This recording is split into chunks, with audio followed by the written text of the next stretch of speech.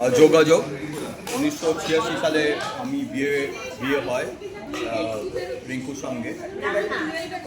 আজকে আমরা এসছি দুটো অকেশন বেসিক্যালি, একটা হচ্ছে দাদার 75 বছর আর একটা হচ্ছে দাদার বৌদির 49 ম্যারেজ অ্যানিভার্সারি। এই দুটোই আমাদের কাছে একটা খুব আনন্দের বিষয়। তা আমাদের এবছর আসার কোনো প্ল্যান ছিল না। তা যখন শুনলাম তখন ছেলেমেয়েরাও বললো যে না আমরা যাব, অল্প দিনের জন্য হলেও যাব। তা যাই হোক, সেইভাবে আমরা প্ল্যান করেছি। তা পুরোনো দিনের অনেক কথা মনে পড়ছে।